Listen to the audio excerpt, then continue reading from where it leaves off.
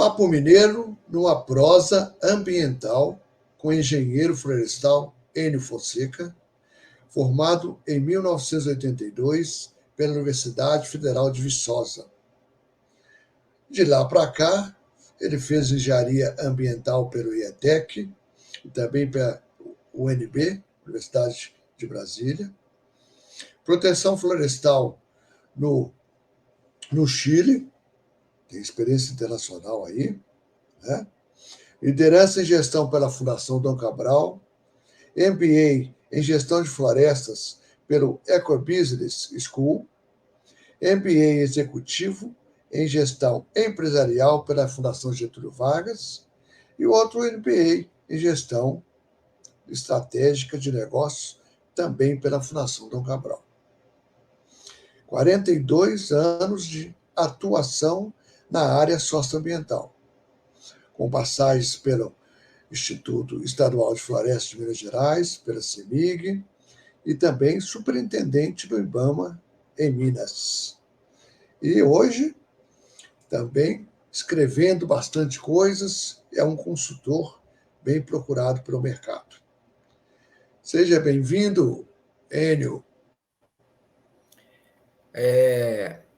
Boa tarde, uma vez que nós estamos fazendo essa gravação aqui nesse horário, mas saudações, né, a todos que nos ouvem.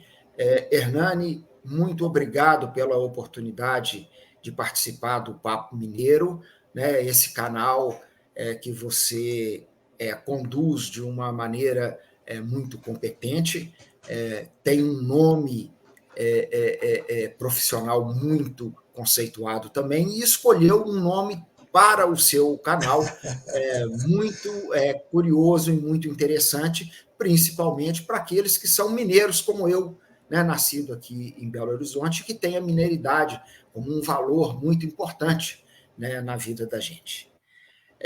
Eu fico muito Mas nós que agradecemos, viu? Nós que agradecemos, perfeito. E o Papo Mineiro é para ouvir e deixar como legado tudo aquilo que de gente, de pessoas que fazem e acontecem.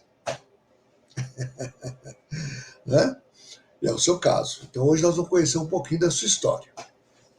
Perfeito, muito obrigado, Hernani. Eu fico muito satisfeito com a oportunidade e vou começar a contar uma história, né, do início. E por que isso é importante? Porque ela registra valores que são importantes, que norteiam aquilo que a gente é e aquilo que a gente aprendeu a ser e, sobretudo, aspectos norteadores de comportamento e de valores éticos. Eu nasci em uma família, né, de 4 irmãos, e o meu pai foi uma pessoa muito importante que se posicionou ao longo da vida como uma referência. Ele é um profissional que, primeiro, ele formou em sociologia na UFMG, foi jornalista, a principal atividade dele, né, ao longo do tempo, mas também formou em direito e formou na primeira turma de Belo Horizonte como bacharel em turismo, quando eles abriram esse curso aqui há muitos anos atrás. E isso para ele foi muito importante, porque durante muitos anos na vida jornalística, onde ele atuou em todos os principais canais jornalísticos, né, que nós tivemos aqui na região, ele se destacou ao final da vida dele no jornalismo de turismo.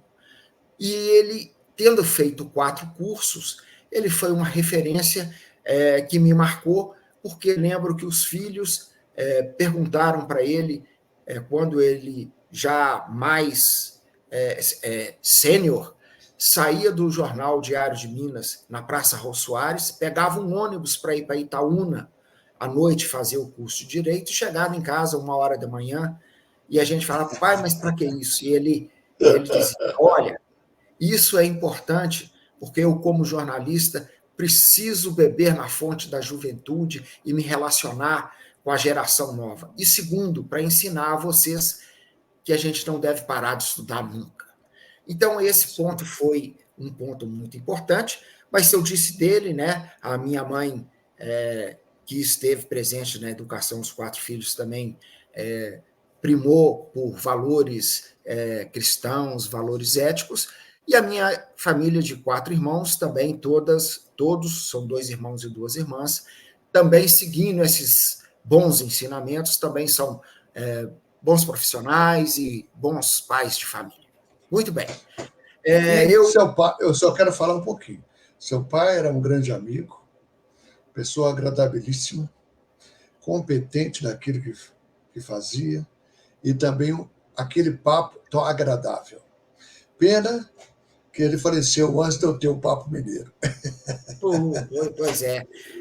Papai, ao final da vida, ele reclamava, puxa vida, né, meus amigos, né, já se foram, meus amigos sumiram, e a gente teve a oportunidade de, quando ele, né, faleceu, ter um velório lotado, um velório lindíssimo, com música, e os amigos dele, que alguns de fato já tinham ido, eles estavam escondidos por aí e apareceram às centenas para poder fazer uma homenagem final a ele, né, mostrando que ele realmente tinha muitos amigos e passou, né, por uma longa vida profissional, sem mácula, né, sendo uma referência, né, profissional para muitos jornalistas que aprenderam com ele na redação.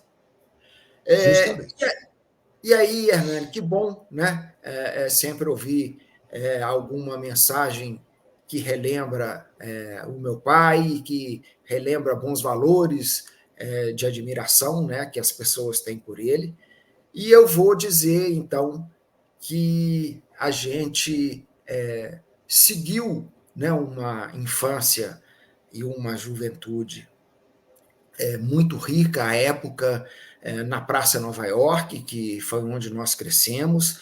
A Praça Nova York é uma praça de grandes lembranças, onde uma turma maravilhosa brincava nas ruas, jogávamos futebol, jogávamos garrafão, jogávamos bente altas, brincávamos de pegador, tínhamos a brincadeira do pera, uva e maçã, mas, enfim, crescemos com um grupo jovem maravilhoso, e nós, na medida em que tivemos a oportunidade de dar sequência, né, à vida, tivemos que fazer algumas escolhas. Eu, então, em 1977, fiz uma opção que significava, primeiro, um desejo de ir para o mundo. Então, eu ainda morava lá na casa dos meus pais, né? Eu lembro, né, que cursei o meu 3º ano científico no Colégio Pitágoras, e sair de casa surgiu como uma opção de ir para Viçosa, onde eu, primeiro, tinha um primo que foi lá estudar engenharia florestal, né? Eu nem sabia o que era engenharia florestal, mas eu tinha um primo que estava lá, e aí, ao decidir ir para Viçosa, eu descobri que lá em Viçosa existia um pedaço da história da família que estava vinculada a um fato, né, muito curioso. O meu bisavô, Giuliani, ele veio da Itália, à época da guerra. Aqui ele trocou o nome, né, para Juliano, mas ele era um construtor de igrejas. E ele veio e construiu 8 igrejas na região da Zona da Mata, trabalhando para a igreja, e ele era um profissional pleno. Ele projetava, e ele construía e fazia o acabamento dessas igrejas, e ele construiu o Colégio de Viçosa. E lá em Viçosa Que existia um interessante isso, hein? Existiam alguns parentes que me acolheram quando eu cheguei lá, e isso foi muito marcante, porque, além do meu primo, né, eu pude ter um acolhimento, né, familiar lá na Ótimo. universidade. Conhecer o curso de engenharia florestal, que era um curso relativamente recente, né, foi um processo, já que eu passei no vestibular lá, também passei em Belo Horizonte engenharia elétrica, mas o desejo de ir para o mundo pesou, né, mais forte, e eu fui para Viçosa, e evidentemente que contei com o apoio financeiro, né, do.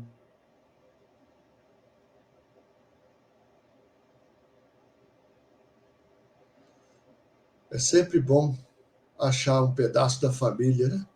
Isso. Sempre ajuda. É, Sempre eu, ajuda, passe, né? eu passei e tive direito ao alojamento, mas logo no primeiro final de semana em que meus pais e meus irmãos foram lá me visitar, eu descobri que mulheres não entravam no alojamento naquela época. Então, mamãe levou doces, levou comida e ficava lá embaixo do alojamento no carro, porque não podia subir. E eu optei por não ficar no alojamento. Mais uma vez, o papai pôde, e eu fui morar em República, né? Morei em República durante todo o tempo que eu tive lá.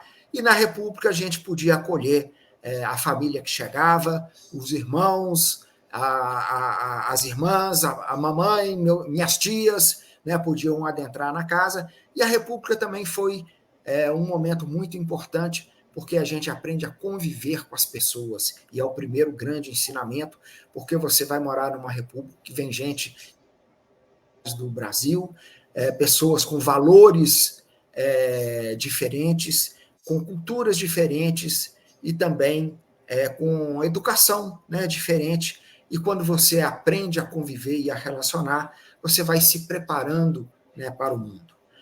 O curso de engenharia florestal, ele foi uma surpresa extremamente agradável, porque eu me encantei e me encontrei com os valores da engenharia florestal, que, embora sendo uma engenharia que tem toda aquela formação, né, matemática, cálculos, ele tem um componente da biologia muito grande e também da sociologia, porque ele nos ensina a relacionar com as comunidades, em especial rural.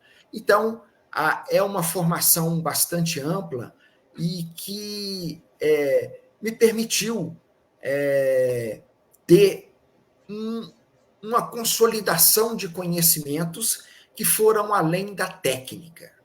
E quando eu me formei, lembro bem que o mercado do setor de silvicultura, da engenharia florestal, era um mercado bom, as empresas florestais ainda viviam uma oportunidade positiva, que era o financiamento do FISET Reflorestamento, onde o governo federal investia na atividade econômica para que o país pudesse receber empresas siderúrgicas, receber empresas de papel e celulose, mas eu tinha uma convicção que era a seguinte: eu tinha vontade de atuar junto ao poder público, junto à administração pública, junto às empresas públicas. E, à época, eu também, mais uma vez, com a ajuda do meu pai, porque era assim que funcionava naquele tempo, né, tive a oportunidade de assistir, né, que meu pai pedisse ao Aureliano Chaves, que era o vice-presidente, uma vaga no IBDF. E também ao governador Francelino Pereira, que todos dois amigos dele, e o governador foi mais ágil, né, e autorizou, eu até hoje tenho, autorizo, alguns anos depois você só entrava, né, no governo com concurso público, mas naquela época os valores de amizade também abriam essa porta.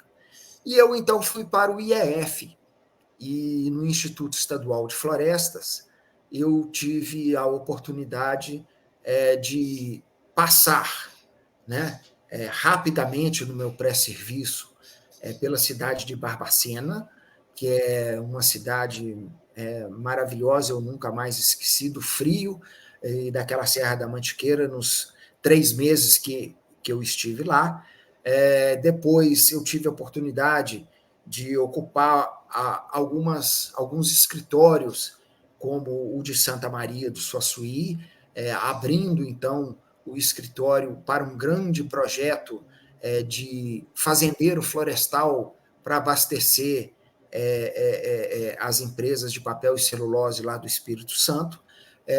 Rapidamente por Uberlândia, Teófilo Otoni, onde, então, eu me casei pela primeira vez, e de Teófilo Otoni eu voltei a Belo Horizonte para a sede do IEF, onde eu ocupei, então, né, algumas posições já gerenciais, onde eu destacaria a chefia do Departamento de Fiscalização e Controle Florestal, né, um tema muito importante na gestão pública, que é o controle e a proteção dos espaços territoriais que estão vinculados à competência, né, do órgão. Eram os parques estaduais, a produção do fomento florestal com as mudas de eucalipto e mudas de nativa, o controle, né, de incêndios. E essa experiência, né, do IEF, né, ela culminou na minha última atividade interna, que foi a assessoria do diretor-geral, o doutor Elvésio, onde eu passei uma temporada, e nesse período do IEF eu destacaria uma oportunidade que me foi dada pelo governo federal, que foi fazer um curso de especialização no Chile, na área de prevenção e combate a incêndios florestais, dados pelo CONAF, pela Corporação Nacional Florestal do Chile, pelo Instituto de Desenvolvimento e Tecnologia dos Estados Unidos, com professores especializados, né, na temática de Portugal, da Espanha, do México, do próprio Chile e da Argentina, e essa especialização ela me deu uma experiência muito grande que eu pude aplicar depois, de volta ao Brasil, na implementação, né, da CONACIF, a Comissão Nacional de Prevenção e Combate aos Incêndios Florestais, no âmbito ainda do IBDF. Depois, essa comissão ela se transformou no Preve-Fogo, aí nós já estávamos falando já do IBAMA, sucedâneo do IBDF, e também no estado de Minas Gerais, onde nós implementamos todo o procedimento e todo o regramento e toda a estruturação que envolve a questão de prevenção e combate a incêndios florestais no âmbito do estado, com a participação, então, dos agentes públicos, de corpo de bombeiro, do próprio IEF, das empresas florestais e das brigadas voluntárias. E é curioso que o primeiro nome que nós trouxemos do Chile, né, para essas brigadas, lá elas se chamavam quadrilhas.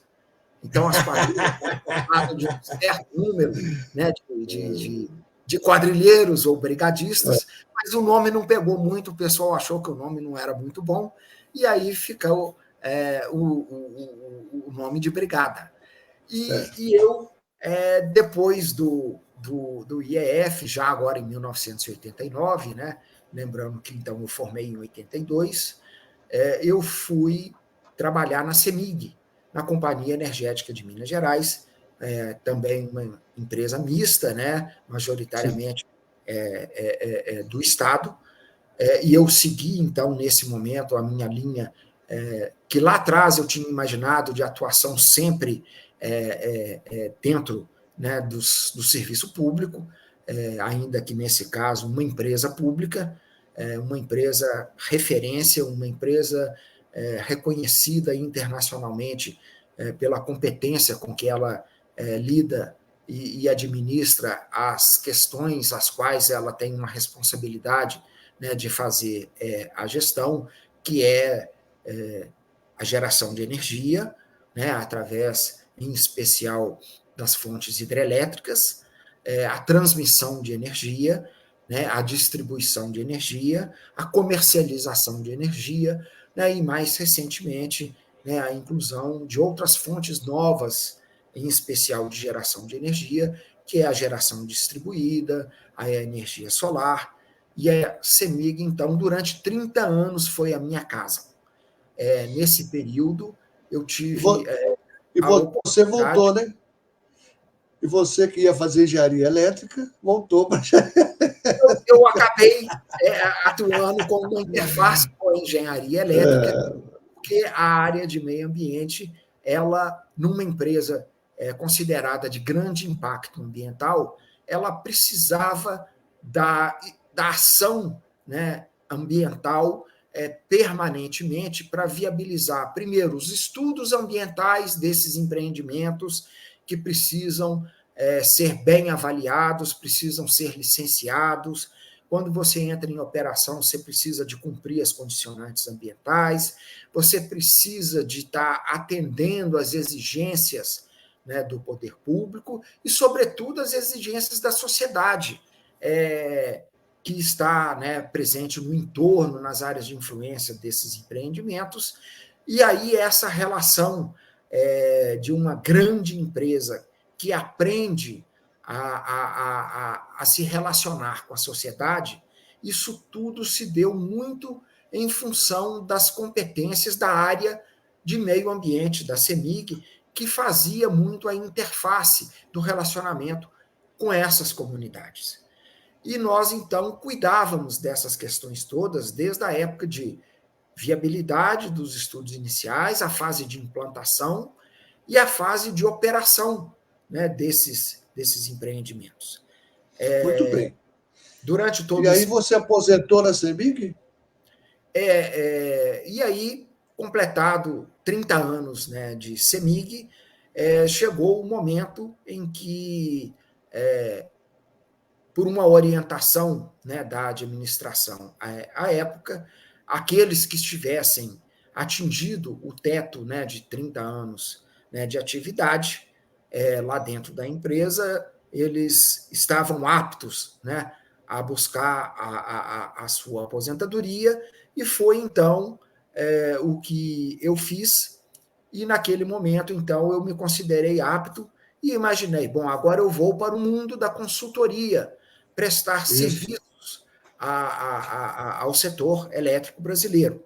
Até porque eu, durante, né, um período grande, estive presente do Fórum de Meio Ambiente do Setor Elétrico, que congrega quase 20 associações setoriais do setor elétrico. Todas aquelas de geração, de transmissão, de distribuição, comercialização, de todas as matizes, né, de fontes de energia. E eu lá no FEMASE, eu fui assessor técnico, né, eu ocupei a presidência do FEMASE, eu fui vice-presidente, e hoje eu sou membro do conselho consultivo do FEMASE. Mas apareceu um chamamento naquele momento do governo do Estado, da FIENG, do então ministro Ricardo Salles, né, do Ministério do Meio Ambiente, que foi o seguinte: Enio, nós estamos precisando de alguém que conheça muito da área de meio ambiente, de sustentabilidade, para ocupar a superintendência do IBAMA, em Minas Gerais. Naquele momento, a gente vinha de uma situação muito dramática, que foi o rompimento das barragens da Samarco, lá no Rio Doce, e de Córrego do Feijão, ali em Brumadinho, caracterizados, né, como desastres ambientais e também causadores de mortes. E ali todo o setor de mineração, muito importante para o Estado, ficou paralisado quase 1 ano e meio. E aí, na retomada desse processo, era preciso agilizar, né, os atos autorizativos do poder público, tanto estadual quanto federal, no caso do IBAMA, no caso de anuências de supressão de Mata Atlântica, que era um requisito fundamental para que o Copan pudesse dar as licenças para que os empreendedores voltassem a operar ou implantassem novos empreendimentos. Essa foi a missão que eu recebi, e aí eu vou lembrar, né, de que lá no passado, quando ainda não existia o IBAMA, né, existia o IBDF, a SEMA, a Secretaria de Meio Ambiente, e também a SUDEVIA. Eu, pelo IEF, era o coordenador de delegação de competência desses órgãos. Então, quando eu cheguei ao IBAMA, eu ainda encontrei muitos colegas daquela época que foram meus companheiros de trabalho, né, quando eu estava no IEF. Além de eu ter sido um grande demandante das atividades do IBAMA, naquele período, né, em que eu atuei, porque muitos licenciamentos foram feitos no âmbito do IBAMA de Minas Gerais e também no IBAMA de Brasília. E a experiência no IBAMA foi riquíssima, porque eu encontrei uma equipe altamente qualificada, muito competente, embora já naquele momento reduzida a 50% do quadro necessário e do quadro efetivo, situação que perdurou e que hoje faz com que a instituição esteja num movimento, né, grevista ou de paralisação, né, embora a AGU tenha conseguido uma determinação judicial de volta ao trabalho, mas as reivindicações dos servidores são justas, o quadro está à metade, é necessário reestruturação, é necessário equiparação, né, salarial, mas durante os quase 3 anos que eu estive lá, eu contei com uma equipe brilhante, fizemos um belo trabalho de reestruturação, modernização, aquisição de equipamentos, e conseguimos viabilizar todas as licenças que lá estavam pendentes, permitindo que o Estado de Minas Gerais pudesse retomar a atividade econômica que precisava dos atos autorizativos. Então, quando eu saí do IBAMA, eu coloquei dentro do meu currículo uma experiência única que poucos profissionais possuem, que é essa vivência, né, no papel de superintendente, né, de uma instituição federal que lidera, né, o SISNAMA, né, o Sistema Nacional do Meio Ambiente. Isso me colocou como um profissional diferenciado, né, por essa experiência vivida, e quando eu saí do IBAMA, eu tinha 3 opções. Uma delas era considerar missão cumprida, fiz tudo aquilo que eu gostaria de ter feito na minha vida profissional, com entregas importantes, e poderia desfrutar da minha motocicleta. Eu sou motociclista desde Viçosa, e passear. Eu poderia me dedicar a virar um conselheiro de empresas. Eu tive algumas experiências durante a minha vida profissional com o conselho. Eu fui o coordenador do Comitê de Meio Ambiente da usina de Belo Monte, ligado ao Conselho de Administração, é um segmento do Conselho, durante 6 anos. Né? Eu tive participações em comitês técnicos, também ligado ao Conselho, no âmbito da CEMIG, né, e outras instituições, mas eu preferi, porque eu ainda senti que tinha algo a contribuir, fruto da experiência, da credibilidade, né, do meu trabalho, e resolvi montar uma empresa. Eu gosto do nome que a turma dos Estados Unidos utiliza, montei uma companhia. A minha companhia é uma companhia focada na área de assessoria estratégica, né, socioambiental. Por que estratégico? Porque eu já fiz muitas coisas importantes e operacionais ao longo da minha vida. Então, eu não quero mais fazer coisas como, por exemplo, Enio, você quer cuidar de 10 mil hectares de reflorestamento, de restauração, com plantio de mudas nativas lá no Goiás. Não, não quero. Eu já plantei muito, já escrevi muito. Eu quero resolver problemas. Eu quero E por que o nome estrangeiro? Pack of Wolves, matilha de lobos. Porque A matilha de lobos, ela tem a essência daquilo que eu entendo que é importante, que é o trabalho em equipe e a parceria. E exatamente é assim que eu ofereço, né, àqueles que estão precisando, aqueles que imaginam que possam vir a precisar, ou aqueles que nem sabem que vão precisar de algum tipo de orientação, e aqueles que estão até com algum problemão para resolver, né? Claro. Essa assessoria estratégica ela está focada num patamar superior de atuação, onde o institucional é o carro-chefe, a credibilidade é o carro-chefe, a experiência é o carro-chefe, e a parceria completa todo esse trabalho, porque eu conheço todo mundo, eu conheço todas as empresas que têm condição de realizar aquelas atividades que precisem ser feitas para uma determinada empresa em uma dada situação.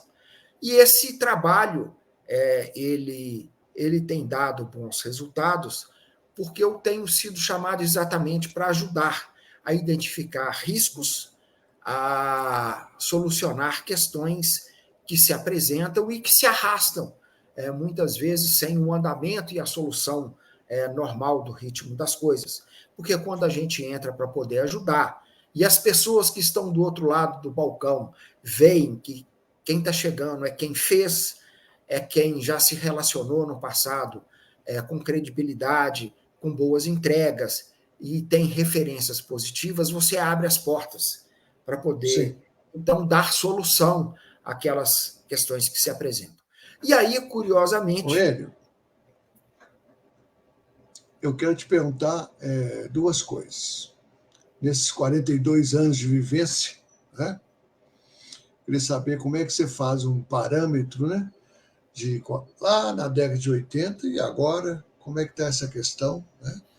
Fala-se muito na questão climática, fala muito nos desmatamento, etc., no Brasil. E nós temos aí também os Objetivos de Desenvolvimento Sustentável da ONU para 2030. Como é que você percebe esses dois momentos? Tá.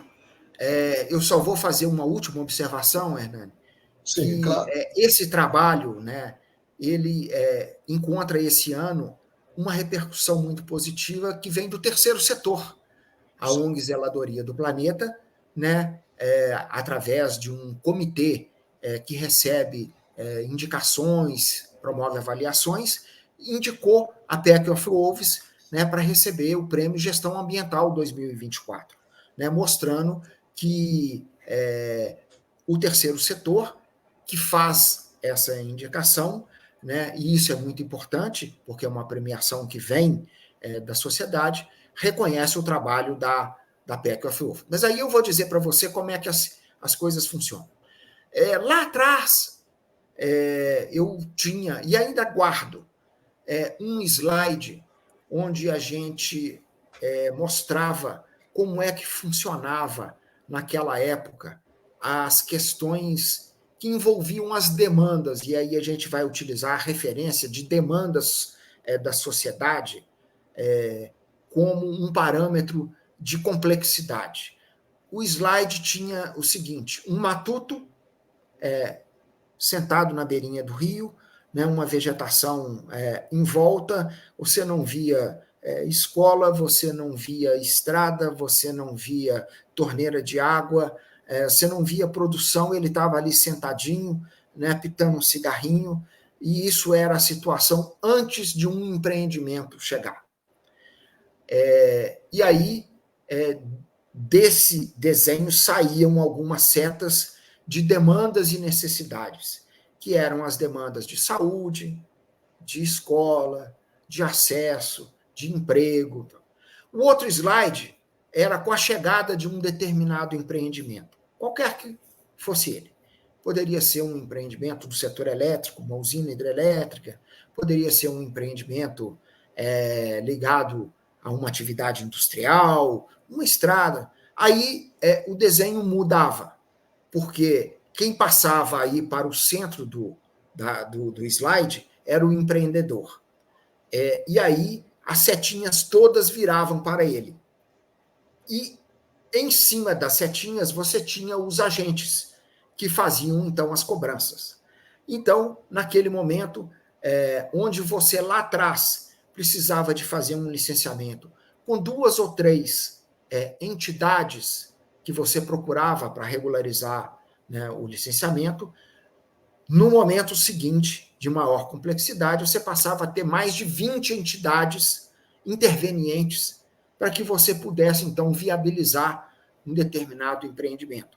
Aí você passava a ter todo mundo pressionando e cobrando, né, o empreendedor, desde os órgãos públicos competentes e ligados à questão, né, do licenciamento, as prefeituras, o Ministério Público, a FUNAI, a Fundação Palmares, os demais órgãos e entidades do terceiro setor, enfim, a imprensa, a igreja, todo mundo, né, passou então a enxergar no licenciamento ambiental o lugar em que as grandes deficiências de serviço público poderiam ser resolvidas. E isso transformou, né, a vida dos empreendedores de uma maneira muito significativa, porque os custos aumentaram muito, a responsabilidade imputada, né, aumentou significativamente, e hoje a gente tem a clareza de que se você não fizer tudo que está escrito na legislação, e não é só na legislação ambiental, é na legislação tributária, é na legislação trabalhista, né?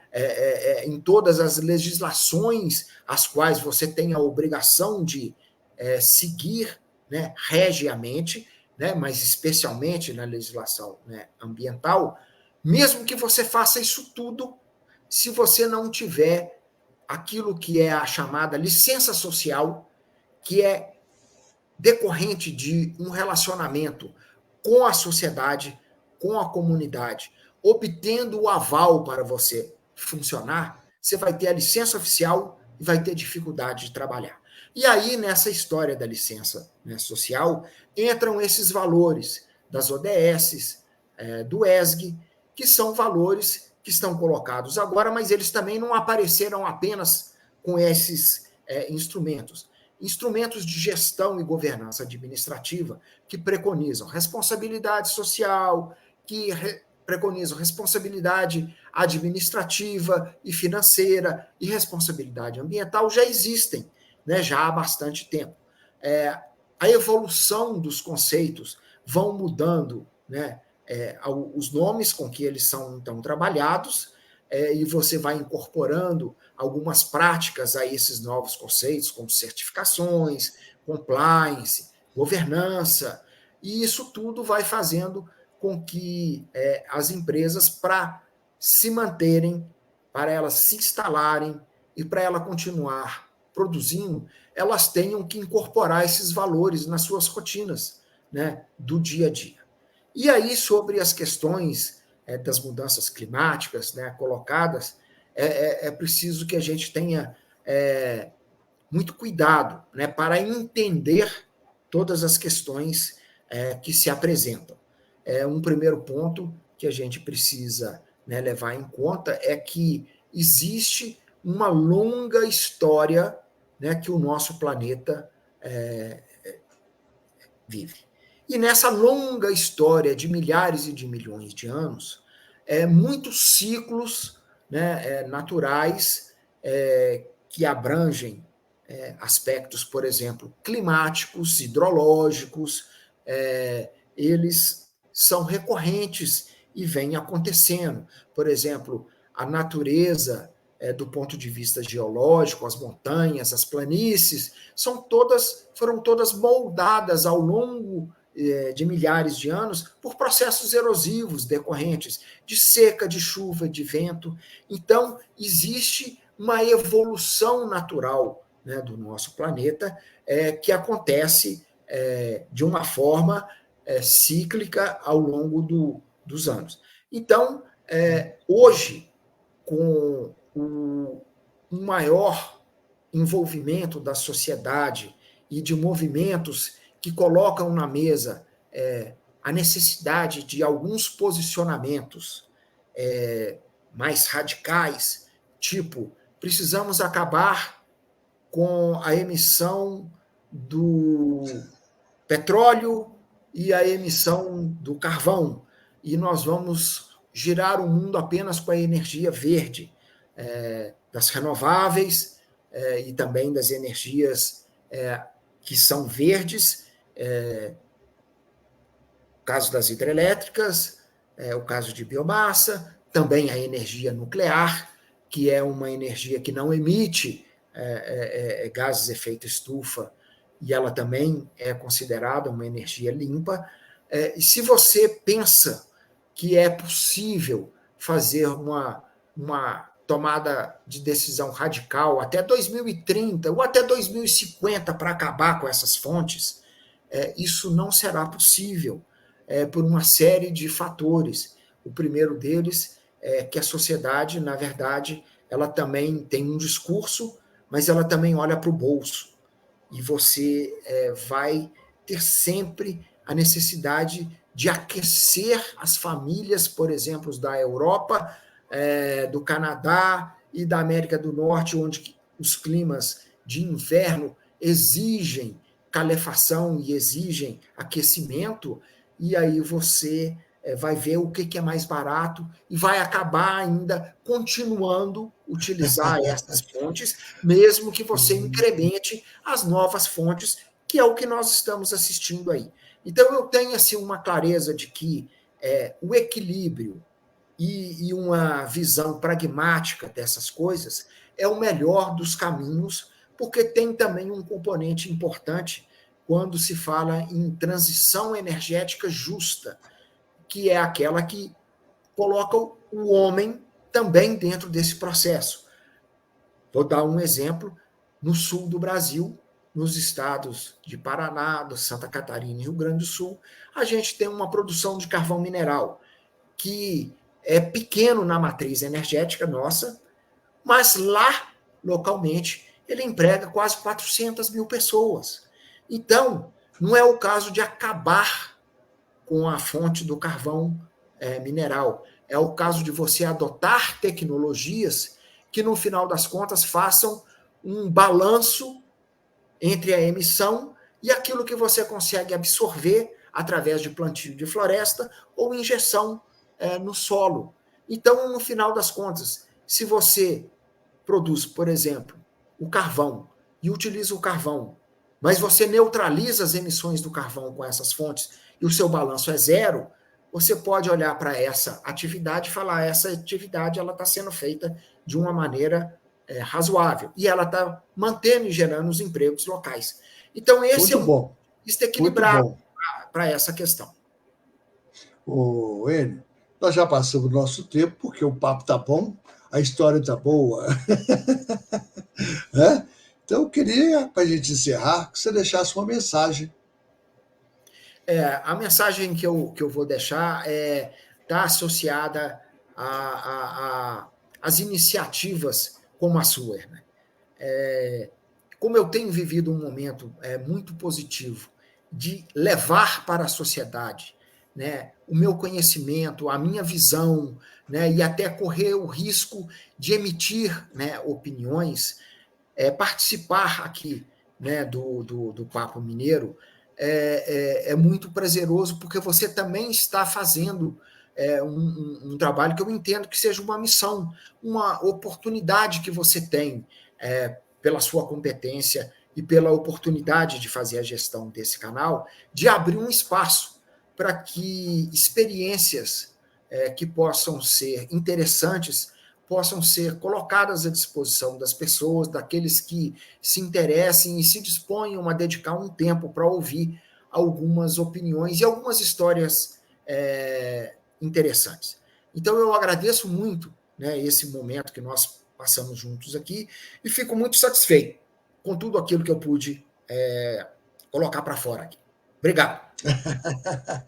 É isso, né? Nós que agradecemos ele, porque é sempre bom conversar com uma pessoa que tem experiência, não, e experiência no fazer, né? Não é só no pensar, não, é no fazer, né?